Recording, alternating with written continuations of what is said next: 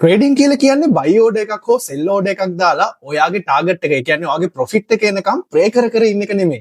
ගොඩක් අය කරන්නේ මාකට් එකට ඇවිල්ලා ඉන්ඩිකේටර්ස් 10ක් විතර දාගෙන ඉවර වෙලා ට්‍රේඩ් එකකට එන්ටර් වෙලා ට්‍රේඩ් ලොස් කරගෙන මේක ස්කෑම් එකක්, මේකෙන් ප්‍රොෆිට් හොයන්න බෑ කියලා තමයි ගොඩක් දෙනා මේකෙන් ලොස් වුණාම කියන්නේ. මේකට ලොකුම හේතුව තමයි ගොඩක් දෙනා ට්‍රේඩ් කරන්න යන්නේ ගෙස් කරලා. රියල් ට්‍රේඩර්ස්ලා කවදාකවත් ගෙස් කරලා ට්‍රේඩ් කරන්නේ නැහැ. කන්ෆර්මේෂන් අරගෙන නියම තැනින් තමයි ට්‍රේඩ් එකකට එන්ටර් වෙන්නේ. ඒ වගේම නියම තැනින් තමයි ට්‍රේඩ් එකේ ප්‍රොෆිට් එක අරගන්නේ. අද මම ඔයාලට කියලා දෙන්න යන්නේ මම පර්සනලි ට්‍රේඩ් එකකට එන්ටර් වෙද්දී මම ට්‍රේඩ් එකකට එන්ටර් වෙන එක්සැක්ට් ප්ලේස් මොනවද කියලා. මෙතෙන්දී no guessing, ඒ වගේම no gambling, ඒ වගේම simple strategy එකක් තමයි මම භාවිතා කරන්නේ. ට්‍රේඩින් ගැන මුලින් ඉඳන් සරලවම කියලා දෙන එක්ස්නස් ට්‍රේඩින් වීඩියෝ සීරීස් එකේ 4 වෙනි වීඩියෝ එකට ඔයාලා හැමෝම සාදරයෙන් පිළිගන්නවා. අපි ඇත්ත කතා කරමු. ට්‍රේඩින් වලින් ගොඩක් දෙනා ලොස් වෙන්න ප්‍රධානතම හේතුව තමයි ඉමෝෂන්ස් වලින් ට්‍රේඩ් කරන්න යන එක. මේකට හේතුව තමයි ප්‍රයිස් එක පොඩ්ඩක් උඩ යනකොටම ගොඩක් අය මේක තවත් උඩ යයි කියලා බයි ඕඩර්ස් ගන්නවා. ඒ වගේම ප්‍රයිස් එක පහළට එද්දි මේක තවත් පහළට ඒවි කියලා හිතාගෙන සෙල් ඕඩර්ස් දානවා. මේක තමයි රීටේල් ට්‍රේඩර්ස්ලා කරන ලොකුම මිස්ටේක් එක. නමුත් ස්මාර්ට් මනි ට්‍රේඩර් කෙනෙක් කවදාකවත් මේ විදිහට කරන්නේ නැහැ. එයාලා මාකට් ස්ට්‍රක්චර් එක, ලික්විඩිටි, ට්‍රෙන්ඩ් රිඩක්ෂන් එක, කන්ෆර්මේෂන් මේ වගේ ගොඩක් දේවල් බලලා තමයි එයාලා ට්‍රේඩ් එකකට එන්ටර් වෙන්නේ. මෙතන ඉඳන් මම ඔයාලට එක්ස්නස් ටර්මිනල් එක භාවිතා කරලා අපි කොහොමද මේ දේවල් හරියට නිවැරදිව මැනේජ් කරගෙන ලොස් නොවි ට්‍රේඩ් කරන්න පුළුවන් විදියට එක්ස්නස් ටර්මිනල් එකේ තියෙන ටූල්ස් යූස් කරලා කරන්න කියලා මම එකින් එක පැහැදිලි කරන්නම්. එක්ස්නස් ටර්මිනල් එකට ලොග් වෙන්න අවශ්‍ය කරන ලින්ක් එක මම මේ වීඩියෝගේ ඩිස්ක්‍රිප්ෂන් එකේ හා ෆස්ට් කමෙන්ට් එකේ දාලා තියෙනවා. ඉතින් ඔයාලට account එක නිර්මාණය කරන්න පුළුවන් රෙජිස්ටර් වෙලා. ඉතින් ඔයාලට තියෙන ඔයාගේ ඊමේල් එකයි ඒ වගේම පාස්වර්ඩ් එකයි දෙන්න විතරයි. ඒ විදියට දීලා ඉවර වෙලා ඔයාලට පුළුවන් මේ විදිහට එක්ස්නස් ටර්මිනල් එක ඕපන් කරගන්න. එක්ස්නස් ටර්මිනල් එකේ BTC USD chart එක තමයි මම දැන් මේ වෙලාවේ ඕපන් කරලා තියෙන්නේ. 1 day chart එක තමයි ඕපන් කරලා තියෙන්නේ.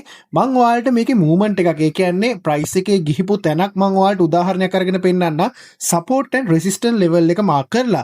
ඉතින් ඔයාලට බලා ගන්න පුළුවන් ප්‍රයිස් එක සපෝට් ඒරියා එකට ටච් වුණාම බොහෝ අය කරන්නේ ඉන්ස්ටන්ට්ලි බයි කරන එක. ඇත්තට මේක ඩේන්ජරස්. මොකද මාකට් එක ෆේක් බ්‍රේක් අවුට් දෙනවා.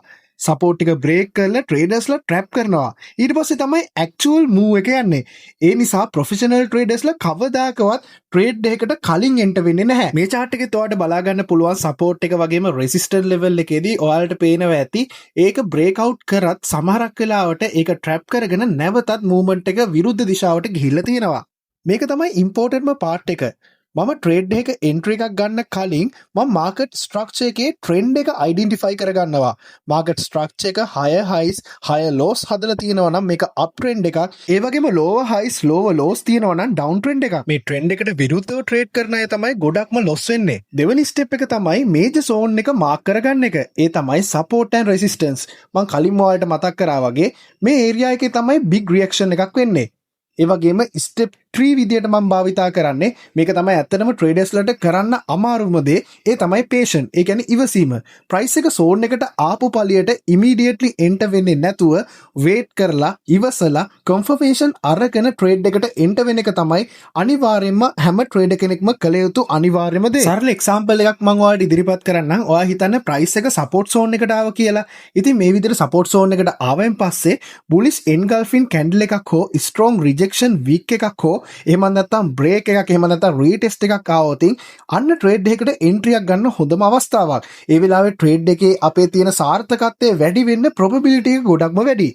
මම දැන් ඕපන් කරලා තියෙන එක්ස්නස් ටර්මිනල් එකේ 1 day chart එක. ඉතින් 1 day chart එකේ support and resistance levels මම දැන් මාක් කරගෙන තියෙන්නේ. ඔයාලට බලා ගන්න පුළුවන් මේ level එකේ support එකක් විදියට වැඩ කරලා තියෙනවා. ඒ වගේම resistance level එකකින් ඔයාලට පේනවා ඇති rejection එකක් ඇවිල්ලා. නමුත් නැවතත් 1 day chart එකේ ඒක break කරගෙන price action එක උඩට ගිහිල්ලා තියෙනවා. ඔයාලට මේ විදියට බලා ගන්න පුළුවන් පැහැදිලිව.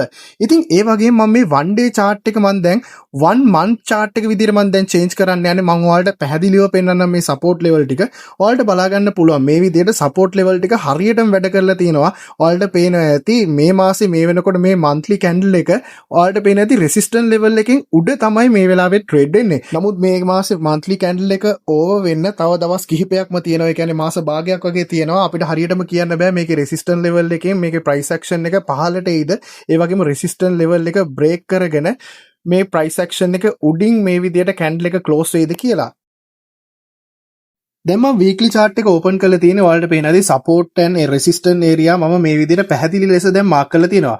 මම සාමාන්‍යයෙන් ට්‍රේඩ් එකකට එන්ටර් වෙද්දි මම වැඩිපුරම යූස් කරන ස්ට්‍රැටජි එකක් තමයි Fibonacci replacement tool එක. ඉතින් ඔයාලට පේන ඇති මෙන්න මේ down trend එකට මම fib එක මම මේ විදිහට ඇඳගත්තා. ඔයාලට පේනවා ඇති මේකේ levels mark වෙලා තියෙනවා මේ විදිහට.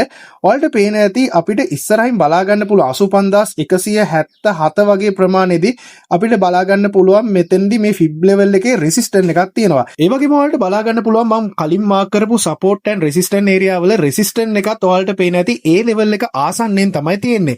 ඉතින් මට short trade එකකට enter වෙන්න හොඳ අවස්ථාවක් තමයි මේ ඇවිල්ලා තියෙන්නේ. මම දැන් short entry එකක් ගන්න මම මේ විදිහට levels mark කර ගන්නවා. මම මේ විදිහට Exness terminal එකේ තියෙන tool එක භාවිතා කරලා මම මේ විදිහට ඔයාලට පේන ඇති fib level එක තමයි entry එක විදිහට භාවිතා කරන්නේ. ඒ වගේම stop loss එක මම මේ වගේ පොඩි ප්‍රමාණයකින් උඩට තියා ගන්නවා. ඒ වගේම profit එක ඔයාලට බලා ගන්න පුළුවන් fib level එක වගේම මම කලින් මාක් කරගත්තු support and resistance area වලට චුට්ටක් උඩින් තමයි තියාගන්නේ. ඉතින් මම මේ entry එක එනකම් මම ඉවසනවා. එකපාරට entry එකට ආව කියලා මම enter වෙන්නේ නැහැ. candle close වෙන විදිය බලලා මම short trade එකකට enter වෙනවා. ඉතින් හොඳ profit එකක් අරගන්න පුළුවන් මෙන්න මේ වගේ අපි හරි strategy එකක් ඒ වගේම නිවැරදි mindset එකක් ඒ වගේම risk management එක හරියටම භාවිතා කරලා trade කරොත් ඒ නිසා අපේ ළඟ තියෙන සම්පූර්ණ ෆන්ඩ් එක දාලා එක ට්‍රේඩ් එකකට එන්ටර් වෙන්න යන්න එපා. ඒ වගේම ලෙවරේජ් එක වැඩි කරලා අපේ තියෙන ෆන්ඩ් එක රිස්ක් එකට දාන්න යන්න එපා. ඒ නිසා ඔයා ට්‍රේඩ් එකකට යූස් කරන ප්‍රමාණය සාමාන්‍යයෙන් ඔයාගේ තියෙන ෆන්ඩ් එකෙන් 101ක් වගේ යූස් කරන්න. ඒ වගේම අනිවාර්යයෙන්ම ස්ටොප් ලොස් ඔයා යූස් කරන්න. අපිට හැම ට්‍රේඩ් එකක්ම ප්‍රොෆිට් කරන්න පුළුවන් වෙන්නේ නැහැ.